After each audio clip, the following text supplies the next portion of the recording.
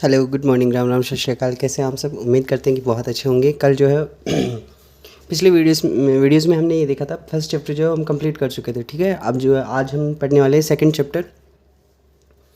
आज बस उसका इंट्रोडक्शन पार्ट पढ़ेंगे। ठीक है, सेकंड चैप्टर अपने पास में क्या है? सेकंड चैप्टर है पॉलिनोमियल। ठीक है, पहले जो है वो फर्स्ट चैप्टर के अंदर अगर आपको कहीं पे भी कोई प्रॉब्लम है तो आप मुझे कमेंट करके ज़रूर बताइएगा। ठीक है कि सर ये प्रॉब्लम है, और आप एक्सरसाइज पेज नंबर और क्वेश्चन नंबर लिख दीजिएगा, मैं आपको जो है वो सॉल्व करवा दूंगा वो क्वेश्चन। चलिए, तो आज जो है नया चैप्टर स्टार्ट करने वाले हैं, दैट इज़ पॉलिनोमियल।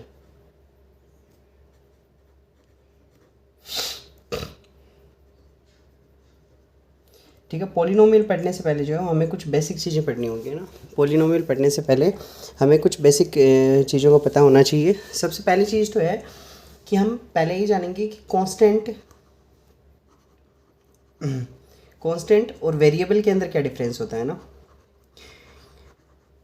ठीक है ना, कांस्टेंट एंड वेरिएबल के अंदर क्या डिफरेंस होता है। ठीक है, तो मैथमेटिक्स में कुछ ऐसे एक्सप्रेशन होते हैं जिनकी वैल्यू जो है वो कभी भी चेंज नहीं होती है ना।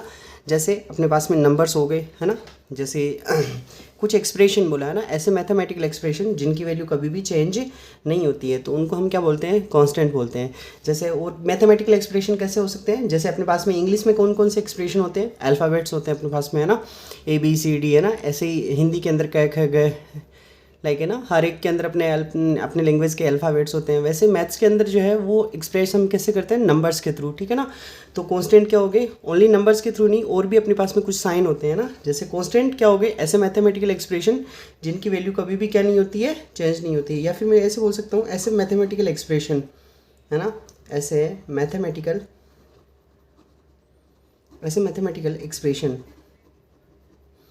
एक्सप्रेशन या फिर साइन, है ना, ऐसे मैथमेटिकल एक्सप्रेशन या साइन जिनकी वैल्यू क्या होती है? हमेशा फिक्स होती है ना। मैथमेटिकल एक्सप्रेशन में कौन क्या क्या आते हैं? एक तो नंबर आते हैं ना, जैसे 1 2 3, तो ये सारी क्या है? 1 2 3 ये सारे के सारे क्या है? मैथमेटिकल एक्सप्रेशन है, ये कभी भी चेंज नहीं होते ना। जैसे 2 जो है वो यहाँ इंडिया में भी 2 है, अमेरिका में भी 2 है ना, वर्ल्ड में कहीं भी चले जाओ वो क्या रहेगा? हमेशा 2 ही रहेगा। ठीक है, तो और जैसे एक्सप्रेशन में और क्या क्या आ सकते हैं? जैसे अपने पास में पाई, है ना, कांस्टेंट होता है ना, 22/7 होता है। ठीक है, और जैसे ई की वैल्यू 2 पॉइंट समथिंग, है ना, वो ई की वैल्यू होती है। और आप जो है वो फिजिक्स में पढ़ते होंगे ऐसे, है ना, जी ग्रेविटेशन कांस्टेंट जो होता है ना, और क्या, ग्रेविटेशनल एक्सेलरेशन जी की वैल्यू, ये वाला जी है ना, इसकी वैल्यू होती है 9.8 या फिर 10 मीटर पर सेकेंड स्क्वायर। ठीक है ना, तो ये सारे के सारे क्या हैं? इनकी वैल्यू जो है कांस्टेंट रहती है ना, तो ये इनको क्या बोलते हैं हम? कांस्टेंट। तो ऐसे मैथमेटिकल एक्सप्रेशन जिनकी वैल्यू क्या होती है? फिक्स होती है, उनको क्या बोलते हैं? कांस्टेंट बोलते हैं। ठीक है ना, और अपने पास में वेरिएबल में ऐसे मैथमेटिकल एक्सप्रेशन जिनकी वैल्यू जो है वो अकॉर्डिंग टू इक्वेशन, है ना, चेंज होती रहती है ना। ऐसे mathematical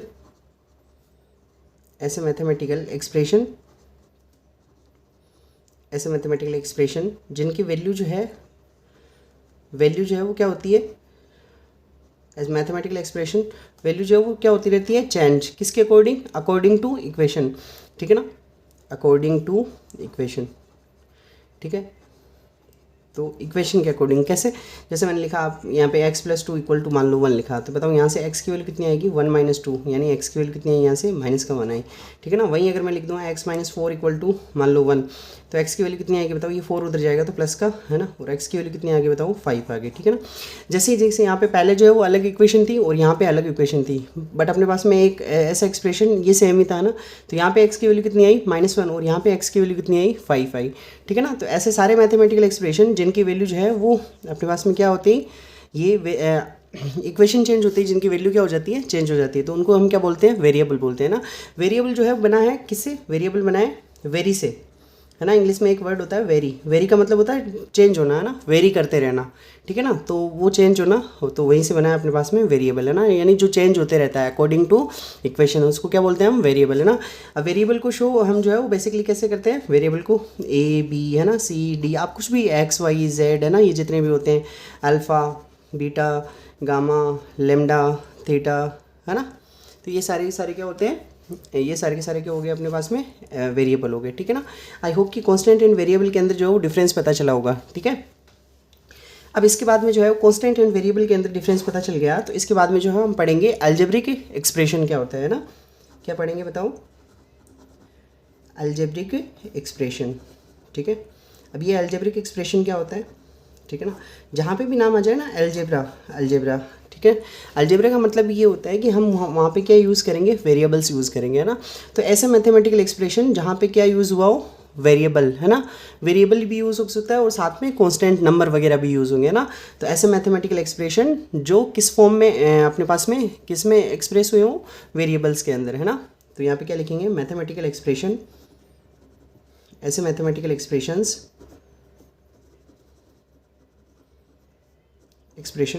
where variables are used, where variables along with other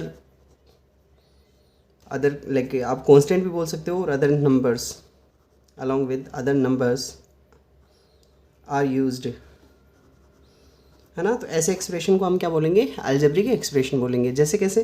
जैसे आप बोल सकते हो कि जैसे x प्लस में 5 लिखा है ना, तो यहाँ पे क्या है? यहाँ पे अपने पास में कौन सा वेरिएबल यूज़ हुआ है? x है ना, और x प्लस 5, तो ये क्या हो गया अपने पास में? अलजेब्रिक एक्सप्रेशन हो गया। ठीक है ना, जैसे मैंने यहाँ पे लिखा x की पावर 3/2 है ना, प्लस में 5, तो ये भी क्या है अपने पास में? अलजेब्रिक एक्सप्रेशन है। ठीक है, जैसे मैंने लिखा x² प्लस में 5x और माइनस में 7, तो ये भी क्या है अपने पास में?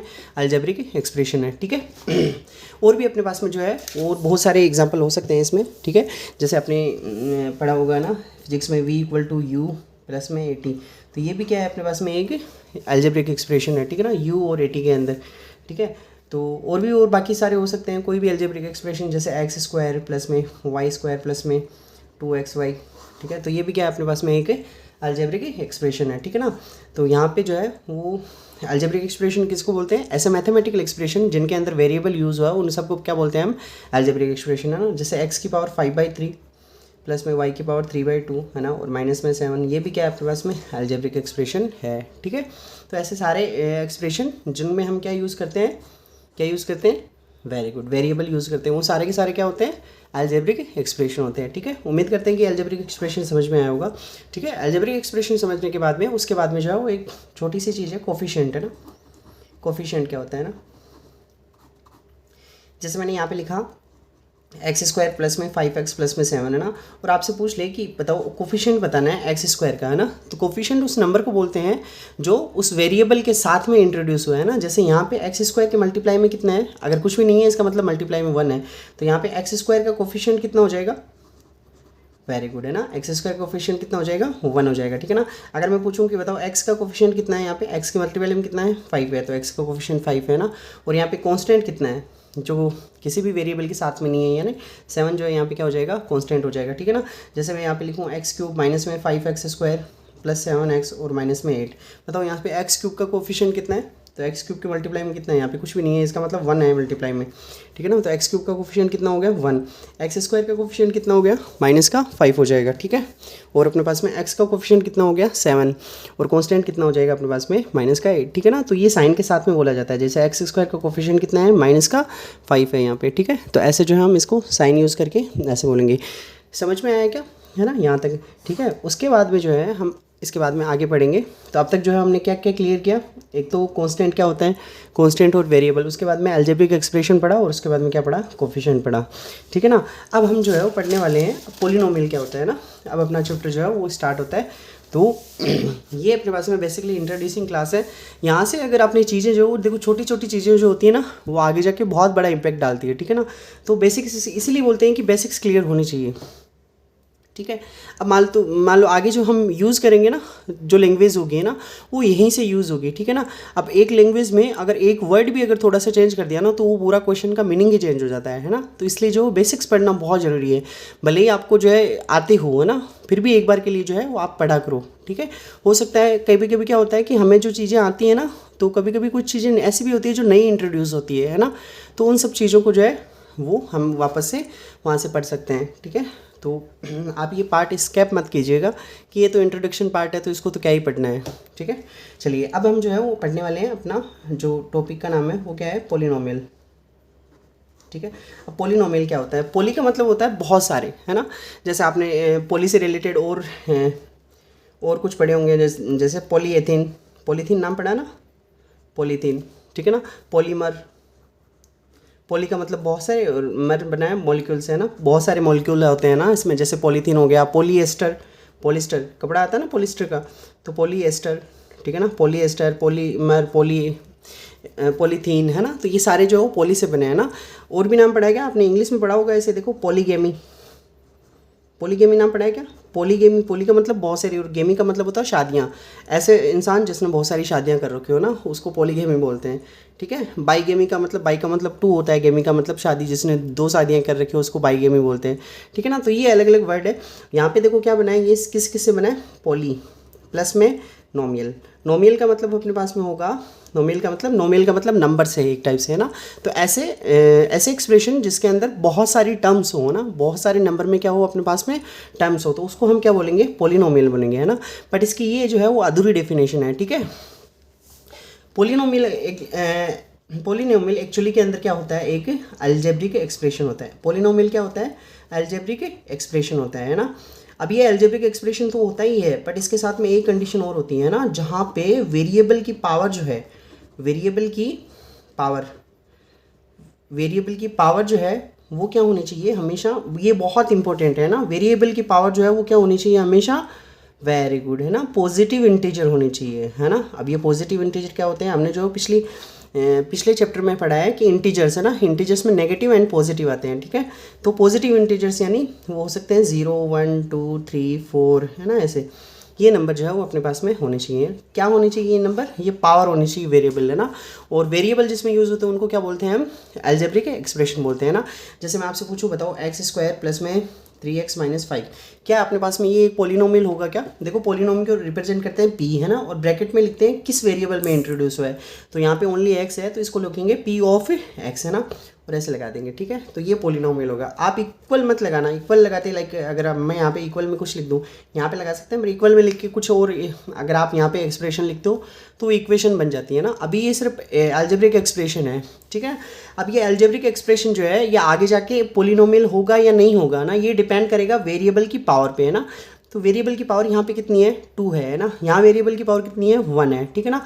तो अपने पास में और यहाँ वेरिएबल की पावर कुछ भी नहीं है, वेरिएबल ही नहीं है, 0 पावर है ना। तो मुझे बताओ सारे के सारे यहाँ पे 2, 1 है ना, और यहाँ पे कुछ नहीं है, इसका मतलब 0 है। तो सारे के सारे अपने पास में वेरिएबल की पावर कैसे आ रही है, पॉजिटिव इंटीजर आ रही है, इसका मतलब ये क्या है, पॉलिनोमियल है, ठीक है ना। जैसे मैं यहाँ पे लिखूँ x² प्लस में √3x और माइनस में 5, बताओ ये पॉलिनोमियल है क्या, है ना। अब आप बोलोगे कि यहाँ पे √3x आ गया ना, तो अपने को ओनली वेरिएबल देखना है ना। तो वेरिएबल यहाँ पावर कितनी है, 2 है, यहाँ पावर कितनी है वेरिएबल की, 1 है, और यहाँ पे पावर 0 है। इसका मतलब यहाँ पे सब जगह, यहाँ पे 2 है, यहाँ पे 1 है, यहाँ पे 0 है, इसका मतलब क्या है अपने पास में पॉजिटिव इंटीजर है, पावर पॉजिटिव इंटीजर है। तो ये क्या हो जाएगा अपने पास में, वेरिएबल लाइक पॉलिनोमियल हो जाएगा, ठीक है। जैसे मैं यहाँ पे अगर ऐसे लिख दूँ और √ में 3x लिखा दो ना। अब मुझे बताओ अब ये वेरिएबल होगा क्या, सॉरी पॉलिनोमियल होगा क्या, है ना। यहाँ पे x की पावर कितनी है, 2 है, बताओ √ के अंदर आते x की पावर कितनी हो गई, अब यहाँ पे 1/2 हो गई ना। तो यहाँ पे जो है वो अपने पास में प्रॉब्लमेटिक हो रही है ना, यहाँ पे इंटीजर नहीं आ रहा है x की पावर कितनी आ रही है, 1/2 ना, √ का मतलब, और ये हो गया √3, ठीक है ना, x की पावर 1/2। तो यहाँ पे जो है वो x की पावर क्या आ रही है अपने पास में, है ना, x की पावर क्या आ रही है अपने पास में, कोई भी जो है वो कोई रेशनल नंबर आ रही है, ठीक है। पॉजिटिव इंटीजर जो है अपने पास में नहीं आ रही है ना, अपने पास में नहीं आ रही है, तो ये अपने पास में पॉलिनोमियल नहीं होगा। जैसे मैं ये लिखूँ x की पावर 5/2, है ना, प्लस में 3x² और माइनस में 6, क्या ये पॉलिनोमियल है क्या, बिल्कुल नहीं है ना। यहाँ पे पावर कितनी है बताओ, 5/2 है, तो ये भी क्या नहीं होगा अपने पास में, पॉलिनोमियल नहीं होगा। उम्मीद करते हैं कि समझ में आ रहा होगा, ठीक है ना। जैसे ऐसे बोल दे √x प्लस में 5, इसका स्क्वायर कर दे, बताओ ये पॉलिनोमियल होगा कि नहीं होगा ना। तो इसका जो है एक स्क्वायर हमें ओपन करना पड़ेगा। तो यहाँ पे लिखेंगे √x इसका स्क्वायर प्लस में 5 का स्क्वायर प्लस में 2 × √x और यहाँ पे 5 हो जाएगा, ठीक है ना। तो यहाँ पे ये हो गया √x का स्क्वायर करेंगे तो x प्लस में यहाँ पे 25 है ना, प्लस में यहाँ पे कितना हो गया 10√x। अब यहाँ पे देखो, यहाँ पे x की पावर कितनी है 1, यहाँ पे कुछ भी नहीं है, और यहाँ पे x की पावर कितनी आ गई मुझे बताओ, यहाँ पे x की पावर कितनी आ गई 1/2 आ गई, और 1/2 आ गई, इसका मतलब है ये अपने पास में पॉलिनोमियल नहीं होगा, ठीक है। उम्मीद करते हैं कि कौन सा पॉलिनोमियल होगा या फिर कौन सा पॉलिनोमियल नहीं होगा ना, ये समझ में आया होगा।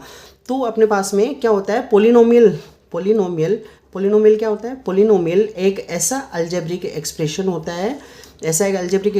होता है, जिसमें वेरिएबल की जो है वेरिएबल की अपने पास में पावर जो होती है ना, वेरिएबल की पावर, ये क्या होनी चाहिए, इंटीजर होनी चाहिए। इंटीजर भी कैसी, पॉजिटिव इंटीजर होनी चाहिए ना, तो आई प्लस यानी पॉजिटिव इंटीजर होनी चाहिए।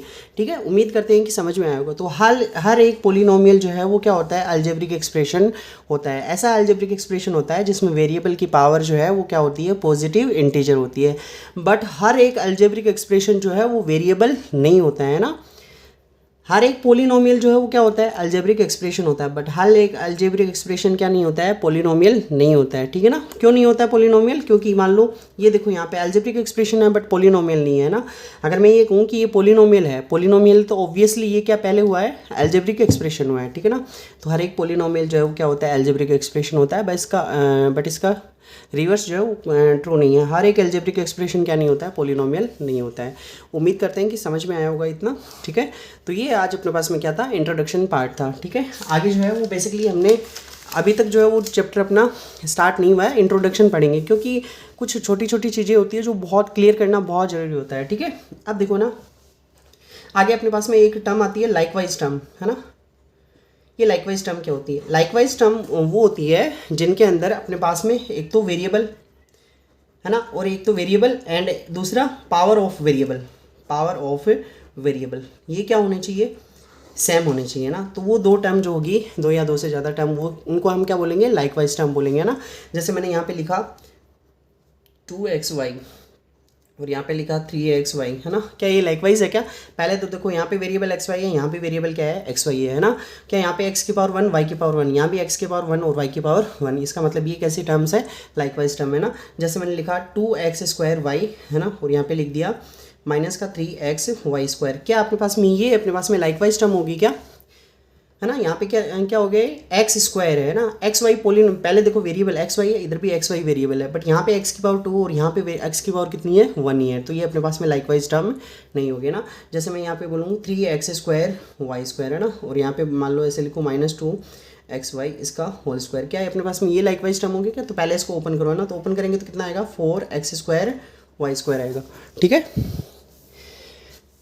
तो अब देखो यहाँ पे x² y², यहाँ भी क्या है, x² y² है। ठीक है ना, तो ये कैसे टर्म्स हो जाएगी, लाइकवाइज टर्म। लाइकवाइज टर्म वो होती है जिनके अंदर अपने पास में वेरिएबल भी सेम होने चाहिए और क्या उनकी पावर भी जो है वो भी क्या होनी चाहिए, सेम होनी चाहिए। तो उनको हम क्या बोलेंगे, उनको हम बोलेंगे लाइकवाइज टर्म, है ना। उम्मीद करते हैं कि इतना समझ में आया होगा। आगे देखो है ना, इनका जो है इनके प्लस माइनस पढ़ेंगे ना, पहले प्लस माइनस पढ़ेंगे, फिर मल्टीप्लाई एंड डिवाइड करना पड़ेंगे। आज बस प्लस माइनस पढ़ेंगे। याद रखना प्लस एंड माइनस जो है वो आप ओनली लाइकवाइज टर्म्स का कर सकते हो। ठीक है, लाइकवाइज टर्म का ही अपने पास में क्या होगा, प्लस माइनस होगा। ठीक है, जैसे मैं आपको बोलूँ 2x के अंदर जो है वो आपको मान लो 5x ऐड करना है। ठीक है, तो ये पहले तो देखो लाइकवाइज टर्म है क्या, बिल्कुल अपने पास में लाइकवाइज टर्म है। लाइकवाइज टर्म है तो ये क्या हो जाएंगे, ऐड हो जाएंगे। और कितने हो जाएंगे मुझे बताओ, 2 और 5 कितना होता है, 7 है ना। जैसे मैं बोलूँ माइनस का 3x² y है और प्लस में 5x² y है। पहले देखो लाइकवाइज टर्म है क्या, x² y, इधर भी क्या है, x² y है, बिल्कुल लाइकवाइज टर्म है। और माइनस का 3 है, प्लस का 5 है, तो बताओ कितना बचेगा, 2, है ना। और यहाँ पे क्या लिख देंगे, x² y लिख देंगे। ठीक है, उम्मीद करते हैं कि यहाँ पे जो है आगे ऐसे जो है वो कोई और लाइकवाइज टर्म आए तो उनको हम प्लस माइनस कर सकते हैं। ठीक है, तो यहाँ पे जैसे वो लिखूँ मैं 3x प्लस में 5y² माइनस में -7x, है ना, प्लस 9x² माइनस 2y² और प्लस में 10y। ठीक है, अब देखो अपने पास में 3x के लाइकवाइज टर्म कौन सी है, और ये वाली टर्म है ना। तो ये दोनों जो है वो प्लस माइनस हो सकती है। और कोई है क्या x में अपने पास में टर्म, और कोई भी टर्म नहीं है ना। तो 3x एंड -7x, बताओ कितना बचेगा, माइनस का 4x, है ना। 5y² और कहीं है क्या, बिल्कुल है, ये रहा y² है ना। तो ये दोनों ऐड हो सकती है। तो 5 में से 2 माइनस किया तो कितना बचा, 3y² है ना। ये हो गया अपने पास में 9x², और कहीं x² है क्या, नहीं है, तो ये 9x²। और यहाँ पे क्या है अपने पास में प्लस का 10y है, तो ये हो जाएगा 10y हो जाएगा। ठीक है ना, आगे जो है इनको ऐड नहीं कर सकते, ऐसे नहीं -4 और +3 कर दो आप, है ना। क्यों, क्योंकि यहाँ पे अपने पास में x है और यहाँ पे क्या है y²। ये लाइकवाइज टर्म नहीं है। ठीक है, ये लाइकवाइज टर्म नहीं है तो इनका प्लस माइनस नहीं होगा। ओनली ये याद रखना है, प्लस माइनस कब होगा, प्लस माइनस होने के लिए क्या होनी चाहिए अपने पास में, लाइकवाइज टर्म होनी चाहिए ना। ऐड और सब्ट्रैक्ट करने के लिए लाइकवाइज टर्म होगी तभी वो ऐड एंड सब्ट्रैक्ट होंगे, अदरवाइज वो ऐड एंड सब्ट्रैक्ट नहीं होंगी। उम्मीद करते हैं कि आपको ये वीडियो जो है वो पसंद आई होगी। ठीक है, अगर पसंद आई है तो अपने दोस्तों के साथ में इसको शेयर करना। ठीक है, चलिए फिर जो है यहाँ आज जो है इतना ही पढ़ेंगे। कल हम जो सीखेंगे एक तो मल्टीप्लाई करना और एक डिवाइड करना, ठीक है ना। लाइकवाइज टर्म्स सीख लिए। मल्टीप्लाई और डिवाइड जो है वो कोई भी टर्म्स का आप कर सकते हो, उसमें ज़रूरी नहीं है कि लाइकवाइज होना ही ज़रूरी है, बट प्लस माइनस करते वक्त क्या ज़रूरी है, लाइकवाइज होना अपने पास में इंपॉर्टेंट होता है, ठीक है। उम्मीद करते हैं कि ये वीडियो समझ में आया होगा। और आज बस इंट्रोडक्शन पार्ट था, तो आप जो है इसको थोड़ा सा जो है वो आगे वो चैप्टर को जो है वो पढ़ने की कोशिश करना, ठीक है। तो कुछ चीज़ें आपकी क्लियर होगी और कुछ चीज़ें जो है मैं कल वापस से आपको क्लियर कर दूंगा, ठीक है। तो चलिए मिलते हैं फिर, अपना ख्याल रखिएगा, सुरक्षित रहिएगा, and see you tomorrow at the same time. Till then take care, bye bye.